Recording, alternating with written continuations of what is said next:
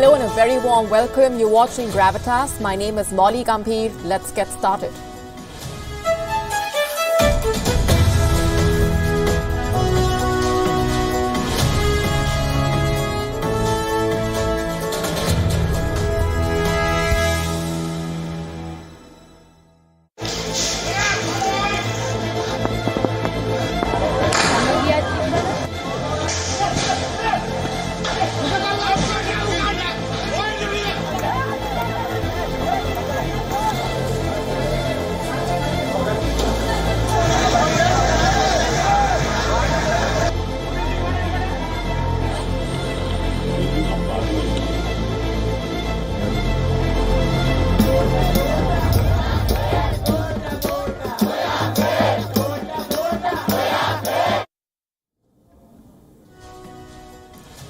The Sri Lanka economic crisis has dominated headlines for weeks now. The situation has only gone from bad to worse.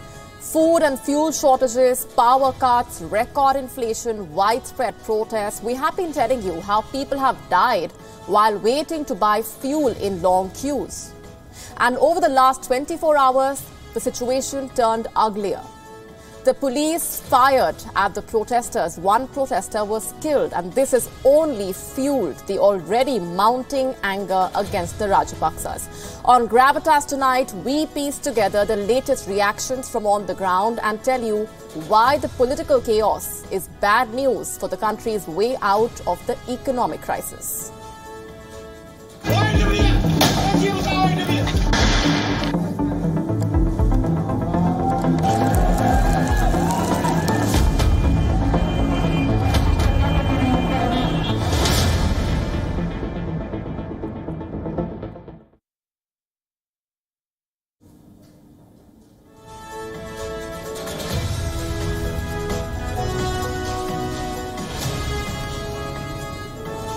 The crisis in Sri Lanka has taken a turn for the worse. The cops fired at an anti-government protester yesterday. They used live rounds. A protester died. Take a look.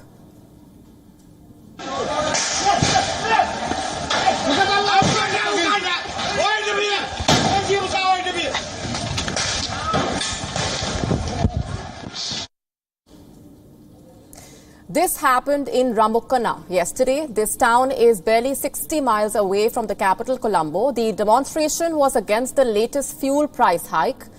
Sri Lanka's main fuel retailer jacked up the prices by nearly 15%. The protesters wanted fuel. The cops responded by hitting them with bullets. The unprovoked firing has led to international condemnation. How will this incident impact the fate of the Rajapaksas? On Gravitas tonight, we will discuss. First, let's talk about yesterday's incident. The anti-government protests so far have been largely peaceful, but yesterday's events changed that. These protesters were there for more than 8 hours. The protest was peaceful, and then this happened.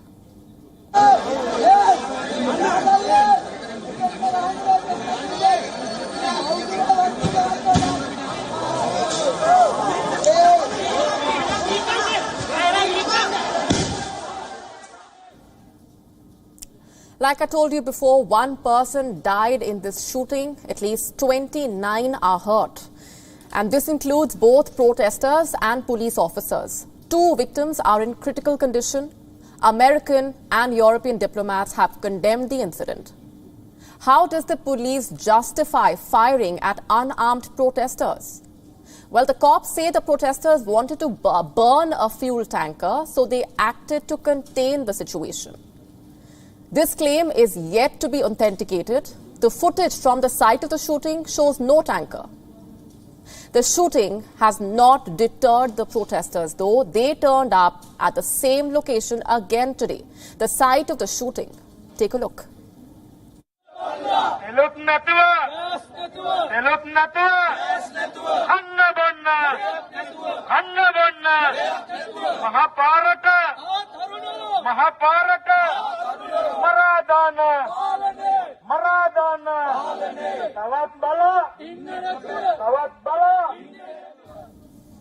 Public anger is exploding in some areas. There was unrest in Kandy yesterday. Reports say thousands of angry motorists and bus drivers took to the streets. They burnt tires. The protests are getting bigger.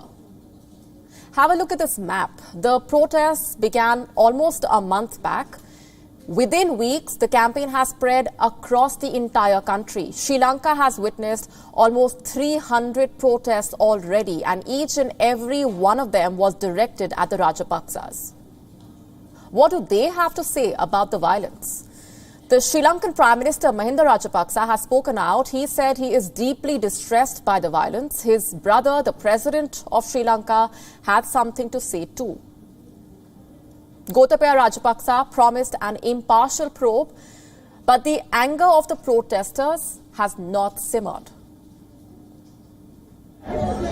What you see right behind me is one of the few protests that take place here at the Gotago village, which is in close proximity to the presidential secretariat, where the Occupy Galle Face protest has now entered more than 12 days of continuous protest, with citizens from all walks of life coming into this protest site throughout the day to voice their demands and their concerns against the Rajapaksa-led government with a simple and clear message, and that is for President Gotabaya Rajapaksa and his government to step down immediately and to find proper solutions for the ongoing economic crisis here in Sri Lanka. Reporting from Colombo, I'm Dasunia Kauda. The opposition is intensifying pressure on the Rajapaksas. Once again today, they raised their demand. The Rajapaksas need to go.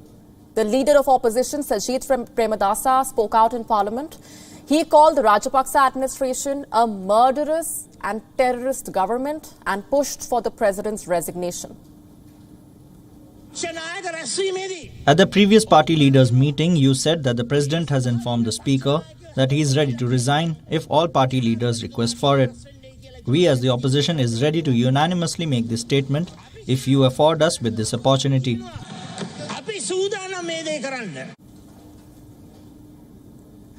Premdasa is referring to a report. It claims that the Speaker of the Parliament said that President Gotabaya Rajapaksa is ready to quit. That is, if the political parties request him to do so. The Speaker promptly issued a denial. It led to a heated exchange where Premdasa ended up calling him a blatant liar. The opposition is sticking to its guns. They are getting support from the former Chief Justice, Sarath Silva. He has called the Rajapaksa government a total failure.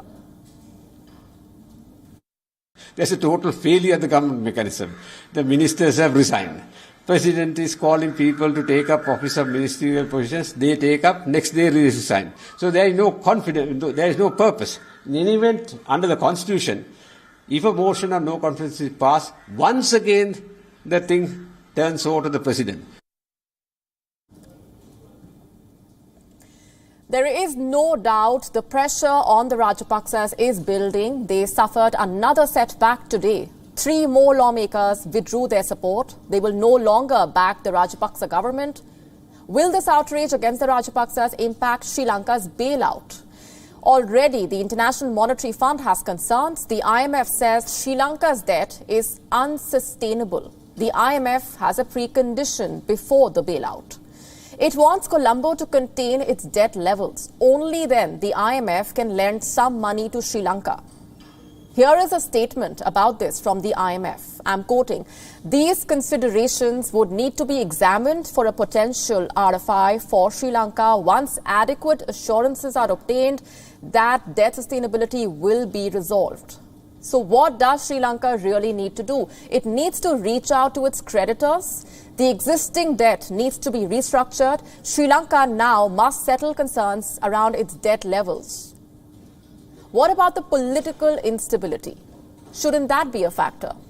The bailout can bring stability to Sri Lanka's economy, but as long as the political crisis in Colombo continues, Sri Lanka may struggle to recover as a country. And for the moment, we turn to Pakistan. We told you yesterday how the country's own lawmakers are worried the country could be headed towards a civil war, how the change of guard has triggered fresh political instability. For now, the country finally has a cabinet. A committee of senior ministers who will control the government policy, and the list of their challenges is a long one. Getting to that in a bit. First, let's tell you about the cabinet. 31 cabinet ministers and 3 ministers of state. At least 20 of the ministers are first-timers, and the remaining 14 are political veterans. It's a mixture of experience and fresh blood. Which parties are these ministers from? Let me give you a quick breakdown. At least 13 ministries have gone to the PMLN, the Pakistan Muslim League Nawaz, that is Shehbaz Sharif's party. 9 ministries have gone to the Pakistan People's Party. 4 went to Jamiat Ulema-e-Islam Fazl. Muttahida Qawmi Movement got 2. 1 cabinet berth each was allocated to the Balochistan Awami Party, Pakistan Muslim League Quaid, and the Jamhuri Watan Party. Now, interestingly, the most keenly awaited debutant has not taken oath as a minister. Bilawal Bhutto Zardari. He was the front runner for the coveted post of the foreign minister. But surprisingly, he has not been assigned any portfolio. Why is that? Has he been deliberately left out, or is the decision his own? Before we get to that, let's first introduce you to the man. Bilawal Bhutto Zardari, Oxford educated, a black belt in Taekwondo, and the chairman of Pakistan People's Party. He is the son of Benazir Bhutto, the former Prime Minister of Pakistan, and Asif Ali Zardari, the former President of Pakistan. In December 2007, when his mother was assassinated, Bilawal was named her successor. He became the chairperson of the PPP. He was just 19 years old at the time and was studying at the Oxford University. The appointment was a tactical move, a bid to consolidate the party in the absence of his mother. His father even went to the extent of adding Bhutto to his last name, an attempt to keep the Bhutto legacy alive. Has Bilawal lived up to these expectations? Well, the answer really depends on who you ask. His critics say he is a good-for-nothing dynast. They mock his anglicized Urdu accent, a constant source of amusement for many Pakistanis. There are countless memes about Bilawal's speeches and gaffes. His supporters say there is more to him than his broken Urdu. They praise him for his brave stance on issues that many in Pakistan don't even speak about, like women's rights. He believes in taking women on board in all matters. On civil rights, he has repeatedly defended the rights of minorities in Pakistan, and on freedom of expression, he has often denounced the censorship of Pakistani media. When the Imran Khan government fell, many expected Bilawal to get rewarded for his efforts to unite Pakistan's opposition. They pitched his name for foreign minister. The Pakistani media carried headlines on why he deserves the post, but that was not to be. Not only is Bilawal not the foreign minister, but he hasn't got any portfolio in the cabinet. And why is that? Some say he has refused to join the cabinet because it might hinder his political activities. Pakistan, remember, will be going to the polls next year, and Bilawal wants to hold rallies, not frame policies for the new government. Others say he's not in the cabinet because he is reluctant to work under Shehbaz Sharif, that as the chairman of a leading political party, he does not want to play second fiddle in the government. They say he wants to wait for the next election to get a post that suits his family name and stature. Now, this has led to speculation that the ruling coalition is divided, that it's already not on the same page. Bilawal's actions are fueling this speculation further. Earlier today, he left for London to meet the former Prime Minister and PMLN Supremo Nawaz Sharif, the elder brother of Prime Minister Shehbaz Sharif. What for? Apparently to discuss the current political situation. What situation? Sources privy to the development say that he is likely to take up the issue of non-inclusion of certain leaders in the cabinet, namely members of Awami National Party and the Balochistan National Party Mengal. The reports say these allies are not happy with the new cabinet, and Bilawal Bhutto will discuss their grievances with Sharif Sr. So less than 10 days since the change of guard, the new government of Pakistan is already struggling to keep itself together. We knew this would happen, but we did not expect it to happen so soon. And political divisions is just one challenge. The other, of course, is Pakistan's economy. It's in the doldrums. Reports say the IMF has put Pakistan's current account deficit and inflation at higher levels. Their statistics are in sharp contrast to the targets set by the previous government. The World Bank has also released a report. It says around 34% of Pakistan's population is living on just $3.2 a day. That's 588 Pakistani rupees. The report also says Pakistan's key financial indicators are further worsening. It has asked the new government to implement urgent measures in order to fix them. In fact, the new Prime Minister, Shehbaz Sharif, has himself admitted that his country is drowning in debt. Poverty, unemployment, inflation. He says he will soon set the ship ashore and get Pakistan out of this financial mess. But to do that, Shehbaz Sharif will first have to get his house in order. He will have to keep the coalition together and bring all partners on the same page. And from the looks of it, this is not going to be an easy task for him. A lot depends on how Bilawal Bhutto's meeting with Nawaz Sharif pans out. This is a developing story and we will be keeping a track. Shifting our attention for now to China, the zero COVID strategy is failing miserably. New cases are still surging. The Chinese state has started a crackdown campaign. They are not fighting the virus. Instead, the Chinese officials are going after the citizens, those who dare to criticize the Chinese state. Our next report telling you more. China's devastating Wuhan virus outbreak has taken another life. The victim is Jose Santiago Romana. He was the ambassador of the Philippines to China. Romana was in mandatory quarantine since early April. He had participated in a high-level engagement attended by Chinese Foreign Minister Wang Yi. It is not known if Romana had contracted the Wuhan virus. Neither China nor the Philippines has shared the cause of his death. Across China, Wuhan virus cases are surging. More than 20 Chinese cities are under some sort of restrictions. Either there are heavy restrictions on movement or there is a complete and total lockdown. But no city is as badly affected as Shanghai. The suffering of the 26 million citizens is worsening. In recent days, there has been an onslaught of complaints. Residents of Shanghai are struggling with fatal healthcare disruptions, food shortages, and a state that is struggling to cope with the rising number of infections. Public anger exploded last week. Chinese authorities issued orders to take over apartments.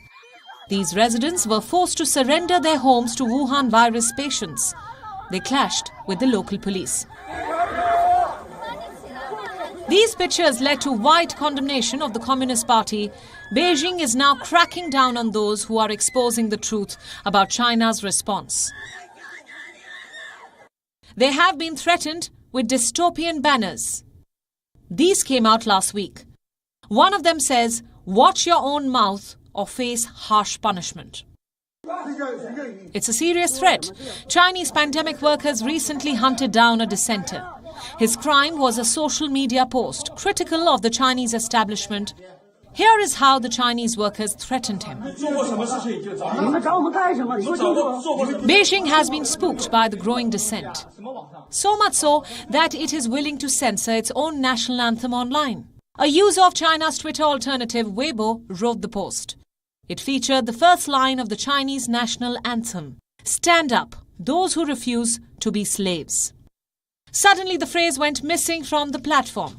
Those who tried to search for it got nothing. The Wuhan virus outbreak in China is quickly becoming a man-made crisis. China's zero-COVID strategy created chaos. New cases still continue to rise as the Chinese state intensifies the crackdown on dissent.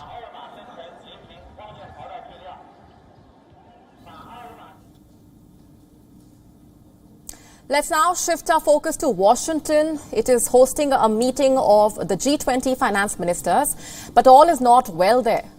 The group of 20 appears to be falling apart in the American capital. The US Treasury Secretary, for example, is planning a walkout. Janet Yellen does not want to be a part of any session that involves Russia. Let's get to the basics first. What is the G20? You could call it the world's premier economic forum. Its members are the world's developed and emerging economies. And like you can see, Russia is very much a part of this grouping. Russia was once also a part of the G7, the group of seven. Back then, it used to be the G8, but Russia decided to annex Crimea. That happened in 2014. And as a punitive measure, the G7 countries threw Russia out of the forum. Now, the same Russia has invaded Ukraine. It has launched a full-fledged war. Over 2,100 people have lost their lives in Ukraine. Nearly 3,000 others have been injured. So shouldn't Russia be thrown out of the G20 too? That's a question that has been asked multiple times, but there is no consensus yet. And arriving at one will not be easy. Throwing Russia out of the G20 would need the nod of all members, including countries like China and Indonesia. Now, Indonesia is the current president of the G20. It has gone ahead and offered an invitation to Russia. Moscow will be attending with a full delegation. Leading it will be Russia's finance minister, Anton Siluanov.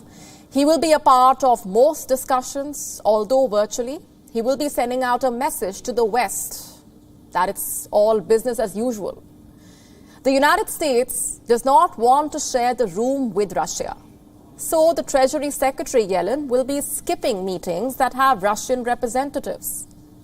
Yellen will not be the lone protester. Rishi Sunak, the UK finance minister, will be skipping certain sessions as well. Chances are representatives from Germany and France will be walking out too. What about the rest? And this brings us to the second part of the problem. The war in Russia has divided, the war in Ukraine has divided the G20. There are clear blocks. One bloc has sanctioned Russia, the other has not. Together, these two blocs represent 80% of the global output, 75% of international trade, and 60% of the world population. Today, the G20 mirrors the rest of the world in terms of the division over Russia. And the result does not look rosy. Officials from France and Germany warn that there may not be a joint communique at the end of the meeting, meaning no joint statement. The situation is far from ideal. In fact, it hints at a crisis. You see, there are important decisions to be made, be it in regard to the Wuhan virus pandemic or supply chain disruptions or the global price rise. The G20 must jointly address these issues and arrive at a consensus. The lack of consensus defeats the very purpose of the grouping. And what is the purpose, you ask? Let me read it out from the G20 website. The G20 holds a strategic role in securing future global economic growth and prosperity. As I speak, the global economy is facing its biggest challenge in decades. The Wuhan virus pandemic has set off global inflation. The war in Ukraine has added to the soaring prices of the commodities. The G20's failure to cooperate or arrive at a consensus now will set off a new international order, one that is dictated by a fragmented global economy. Experts are prepared for this. The International Monetary Fund has already issued a warning. The chief economist has said, and I'm quoting, one scenario is one where we have divided blocs that are not trading much with each other, that are on different standards, and that would be a disaster for the global economy. In short, the walkouts in Washington will take the world a step closer to more economic troubles, something that the world cannot afford right now. And on Thursday morning, India will receive a special guest, Boris Johnson, the Prime Minister of the United Kingdom. Why is he coming to India? What's on the agenda? And how does the visit help Boris Johnson? Breaking it all down for you one by one. I'll start with the itinerary. This will be a 2-day visit that will see him visit 2 Indian cities. His first stop will be Ahmedabad in Gujarat, the ancestral home of around half the Anglo-Indian population in Britain. At around 8 a.m. IST, he is expected to land at the Sardar Patel International Airport in Ahmedabad. Once there, he will host a series of meetings with various Indian businessmen. His office says he is expected to announce investments in certain key industries and hold talks for collaboration on science, health and technology projects as well. Reports say he will also attempt to make headway in negotiations on a free trade agreement between India and Britain. An agreement which 10 Downing Street says could boost bilateral trade by $37 billion by 2035. And the next day, on the 22nd of April, he will be heading to New Delhi. He will be given a ceremonial welcome at the Rashtrapati Bhavan and will then be taken to Rajghat for a wreath-laying ceremony. Boris Johnson's first meeting in New Delhi will be with India's External Affairs Minister, Dr. S. Jaishankar. The two are expected to discuss bilateral ties. Boris Johnson's next meeting will be with the Indian Prime Minister, Narendra Modi. The talks will be about a number of issues like trade and investment, defense and security, health, environment, education, and people-to-people relations, or what has been described as a living bridge between the two countries. Interestingly, the talks will also feature Ukraine. Remember, Britain and India hold divergent views on the Ukraine war. The UK currently considers Russia an enemy. It has imposed sanctions on Moscow for its actions in Ukraine. India, on the other hand, has maintained a strategically neutral stance. It considers Russia a long-term friend and a dependable partner. It has refused to toe the West line and take sides. So is Boris Johnson going to convince India to have a rethink? Not really. Sources tell us that the British Prime Minister is not going to lecture India on Ukraine. Instead, he will be hearing out India's perspective on the evolving situation. And at the same time, he will focus on the Indo-Pacific, the need to keep it free of coercion and contain China's dominance in the region. Another sensitive topic that is likely to be discussed is reining in Khalistani propaganda. Remember, India has repeatedly been seeking action against pro-Khalistani radicals in the UK. The issue has featured prominently in previous bilateral talks, and this time too it is likely to be brought up. Next, the two countries will also discuss speeding up the extradition process of Indian fugitives, namely Vijay Mallya and Nirav Modi. They are both in the UK. Reports say India will push the UK on why they need to be sent back to the country at the earliest. Now, all said and done, the timing of Boris Johnson's visit is quite interesting. It will take place amid high political drama in London. On Thursday, Boris Johnson is expected to face a crucial vote, a vote on whether he should be investigated over his statements made on the Partygate scandal.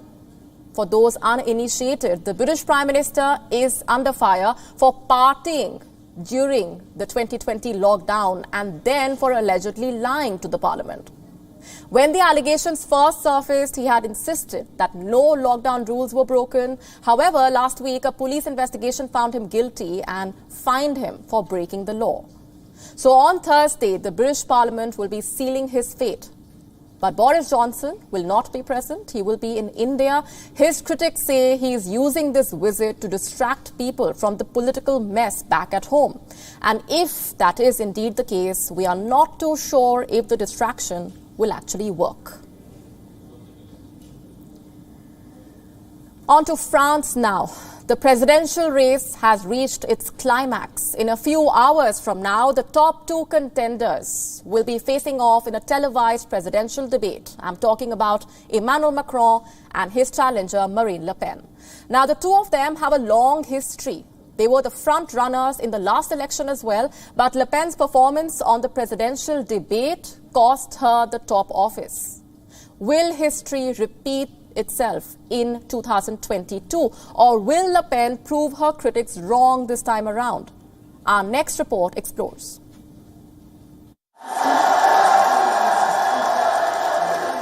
4 days from now, France will elect its next leader. Who is it going to be?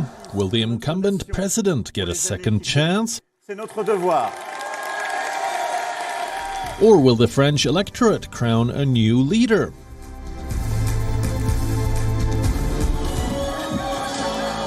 The battle is between two visions, a far-right vision of Marine Le Pen and the centrist vision of Emmanuel Macron. They're both proposing two different futures for France. Venez voter! Si le peuple vote, le peuple gagne! Le Pen's focus is on the cost of living, social housing, jobs, welfare and Islamism. She wants to make these issues a national priority for French nationals. Et pour lesquels nous continuerons de nous battre. Macron, on the other hand, is offering complete renewal. He has thrown the traditional rule book out and is steering clear of the left-right division. He wants to attract voters from all sides of the political spectrum, so he's promoting liberalism, also condemning Islamism. He's batting for secularism, also upholding the French identity. So, whose campaign is working? So far, opinion polls favor Emmanuel Macron. They're predicting a second term for him. According to the Ipsos daily tracker, Macron is leading with 56% chance of victory. Marine Le Pen is trailing at 44%. But this could change post-Wednesday night, when Macron and Le Pen duel on national TV. They will take part in the presidential debate, their only direct clash in a months-long campaign, and their final chance to convince their voter base. The last time it happened, it was quite a spectacle. The debate struck a decisive blow to Le Pen's campaign. Why? Because she looked hesitant and appeared to lose her composure. De toute façon, la France sera dirigée par une femme, ce sera ou moi ou Madame Merkel. Elle est là la réalité, mais bien évidemment que oui. This time, too, the voters are bracing for a high-voltage face-off. Experts say the debate could again be a game-changer, that it could turn this election upside down. But there's no guarantee if Macron will benefit. If Le Pen has pledged to be better prepared this time, she says she'll be comfortable speaking about all kinds of issues. Her fiery campaign speeches are further reassuring her supporters. In fact, the French Prime Minister, despite being a member of Macron's party, has gone on to say that the outcome of the vote is highly uncertain. I think nothing is decided yet, and that we certainly shouldn't look at those figures and think that the election is in the pocket, that the game is done and dusted. 2017 scenario with a large victory for Emmanuel Macron with 66% of votes seems currently very unlikely. The most likely situation is Macron's victory that remains around 54% to 55%. Autour, on va dire, de 54-56%. So, to put it simply, Macron may have the edge in opinion polls, but his victory is not a foregone conclusion. This election is going down to the wire. Bureau Report, WION, World is One.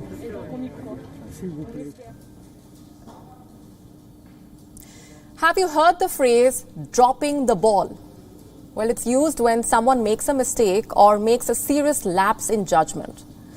Yesterday, we told you about the Solomon Islands and its security pact with China. It has been signed. The Solomon Islands fall under Australia's sphere of influence. Already, Australia has a similar security pact with them. Then why did the Solomon Islands sign a second deal with China? Did Australia drop the ball? And that is the question being asked in Canberra. The Australian Prime Minister, Scott Morrison, is under the lens. He is facing some tough questions from the opposition. The rival Labour Party says Morrison bungled a key security relationship. The leader of opposition, Anthony Albanese, is not mincing his words. This is a major foreign policy failure by Australia. What we have here is the Solomons, that since the Second World War we have all known how strategic a site it is. Less than 2,000 kilometres from Townsville and Cairns. They're closer to the Solomons than we are now to Perth. And this has happened on our back door. It's a serious threat indeed. Australia could have a Chinese base, but just 1,000 miles away from its borders. The specifics of the security pact are still not out, but going by the draft that leaked last month, the Solomons were willing to grant visitation rights to ships from the PLA. And it's not like Australia did not see this coming. The Morrison government is being questioned for its approach. It had an opportunity to negotiate with the Solomon Islands, but reports claim Morrison did not send his foreign minister. He chose someone else to handle the problem. And here is how the Australian Prime Minister defended his decision. New Zealand and Australia works very carefully in these issues. And one of the things we strongly agree on and how we handle this issue within our Pacific family, we're siblings. There are not children and adults in that relationship. We treat the Pacific family as siblings and as family. And our view is very much that you don't go around stomping around telling leaders in Pacific Islands what they shouldn't and shouldn't do. You work with them respectfully and carefully. We'll deal with it within the family. That is Morrison's answer. Well, one of Australia's key allies is not convinced. The United States of America, the Biden administration is sending a high-level delegation to the Solomons now. America says the security pact seems a shadowy deal. The White House has issued a statement. Let me quote here.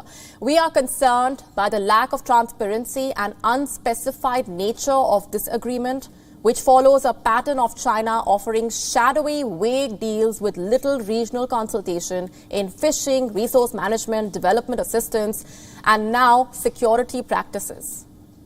These are valid concerns. China and the Solomons have been vague about the pact.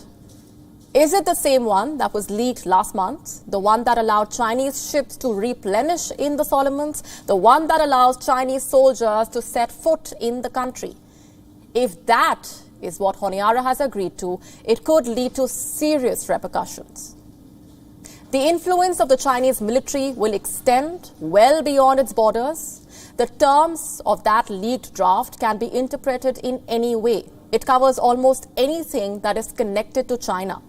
The Chinese citizens, the Chinese businesses, the Chinese infrastructure projects. Beijing could use any of this to deploy troops to the Solomons. Honiara is trying to reassure the world. It still says there will be no Chinese base in the Solomons. Solomon Islands Foreign Minister, the Honourable Jeremiah Manele, has signed the Security Cooperation Framework with his People's Republic of China counterpart, State Councillor and Foreign Minister Wang He a few days ago. Solomon Islands has taken a sovereign decision to broaden its security cooperation with more countries guided by our security strategy. I ask all our neighbours, friends and partners to respect the sovereign interests of Solomon Islands on the assurance that the decision will not adversely impact or undermine the peace and harmony of our region. The decision will not undermine peace of our region. If that is the case, why not release the agreement to the public? Remember, there were violent anti-China protests in the Solomons last year. A poll had found that 90% of the islanders want to work with democracies. 79% rejected the idea of Chinese aid. But now China has a security pact with the Solomons. The citizens of the Solomon Islands deserve to know its specifics. And so does the rest of the world. And our next story is about Netflix. Some of you have an account on the streaming site. The rest of you have the password of someone who has an account. Over the last few years, Netflix has become synonymous to leisure. Now, what if I told you that people are leaving Netflix? And this is happening for the first time in a decade. Why?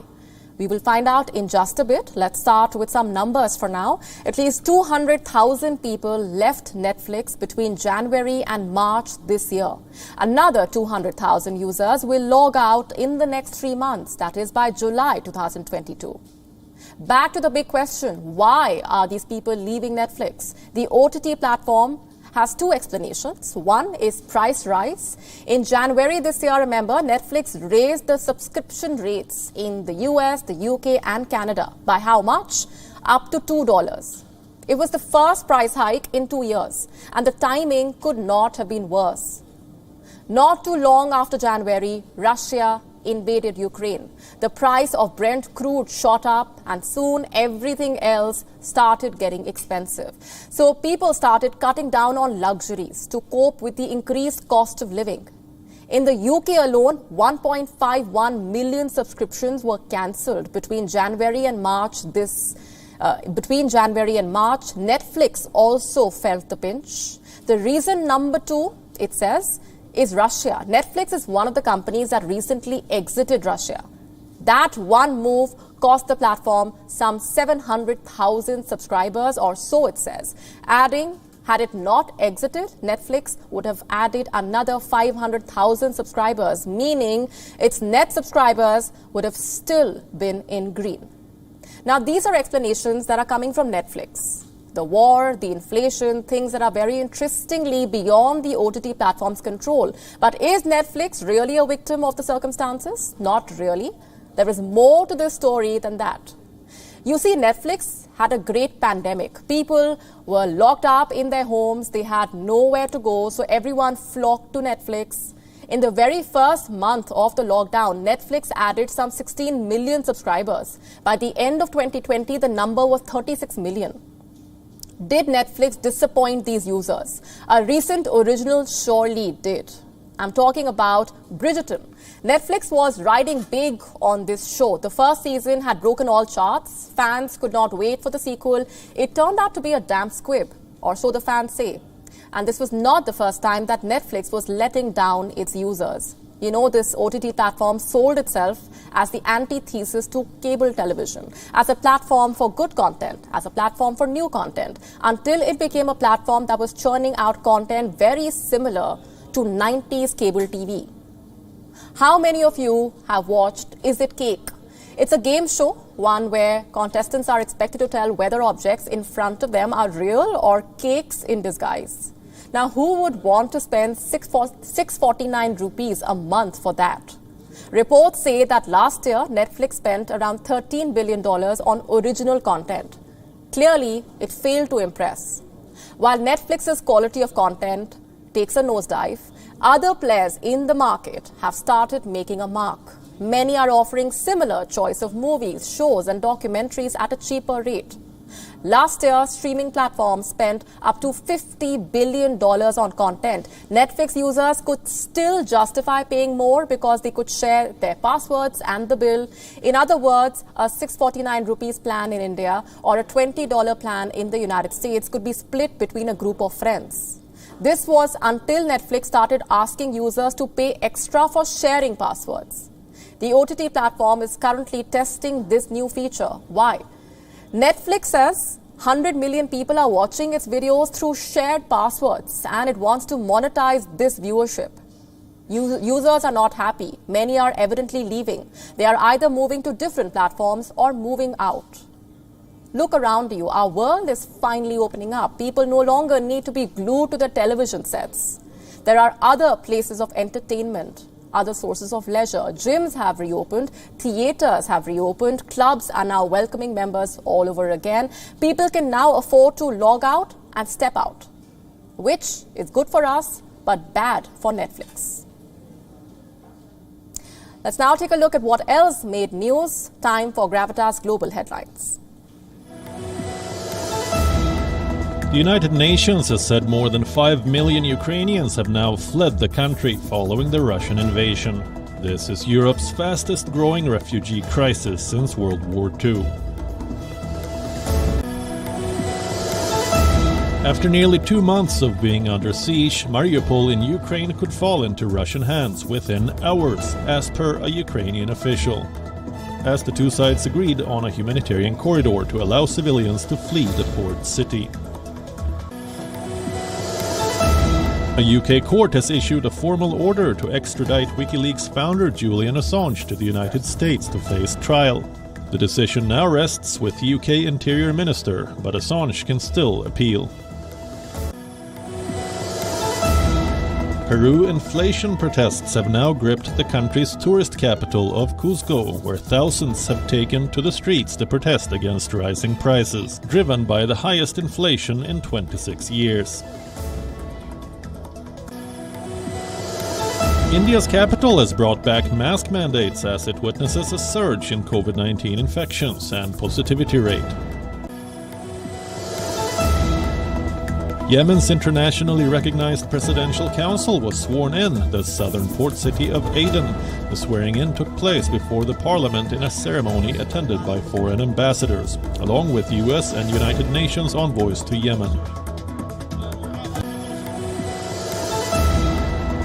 Iraq was hit by its third heavy dust storm in 2 weeks, temporarily grounding flights at Baghdad and Najaf airports as the weather phenomenon grows increasingly frequent.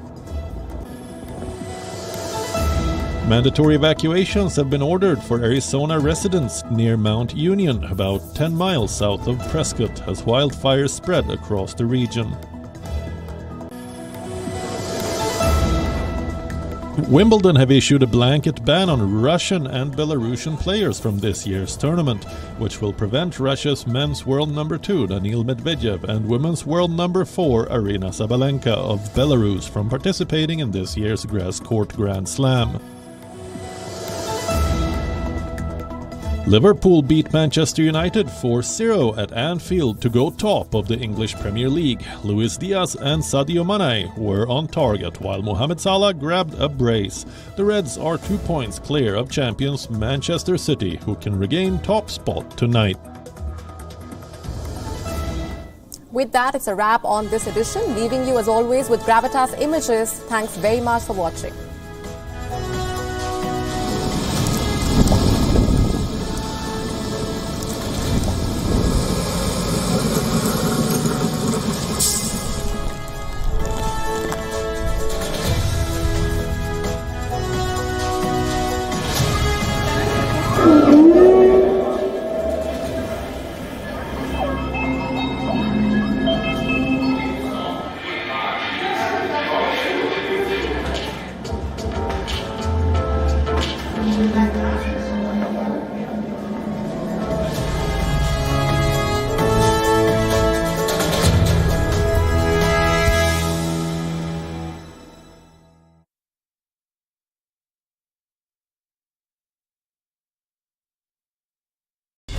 One World Trade Center, that is the one where the impact. अरे गया नहीं अभी तक? गाड़ी की service कब से due है यार? ये थोड़ी जाएंगे कहीं, ये तो गाड़ी की सर्विस करवाने के लिए कहीं जाने की जरूरत नहीं है। चिल, कोई गड़बड़ नहीं है। गो मैकेनिक पर पाए expert car services, 50 point inspection और 3 महीने की अनकंडीशनल वारंटी। डाउनलोड करें इंडिया का नंबर 1 कार सर्विसेज ऐप गो मैकेनिक। गो मैकेनिक। मुझे कभी नहीं लगता था लोग इस मैच को देख पाएंगे। 5G की टेक्नोलॉजी से ये आप तक पहुंच जाएगा, उसको मैं शब्दों में बयान नहीं कर सकता। हाय, मैं यहाँ आपके सामने खड़ा हूँ या शायद हूँ ही नहीं। Every second the hologram stays on the stage. More than 1 gigabits per second of data is being pinged wirelessly. This is how people will watch sports in the future. कोई क्रिकेट को इस तरह भी देख पाएगा, ये कभी सोचा नहीं था।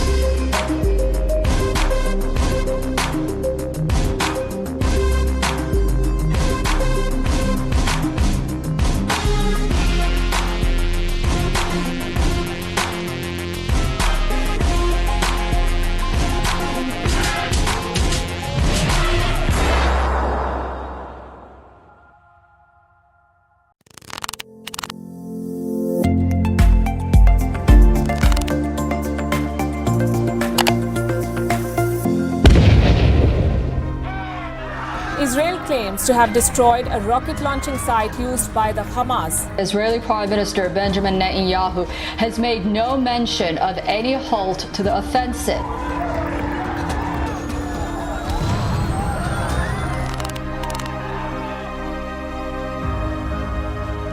We at WION have tracked this story from the word go. WION reports on the latest health threat before the world. People diagnosed with the coronavirus in Russia may be deported back to their home countries.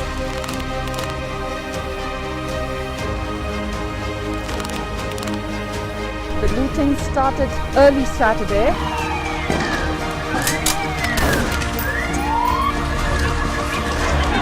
South Africa is witnessing riots.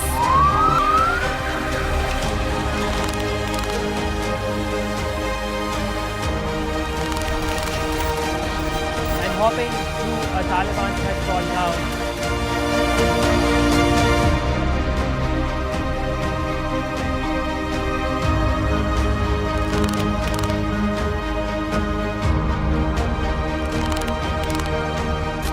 Hours of non-stop live broadcasts. The most extensive coverage. Biggest team of reporters on ground.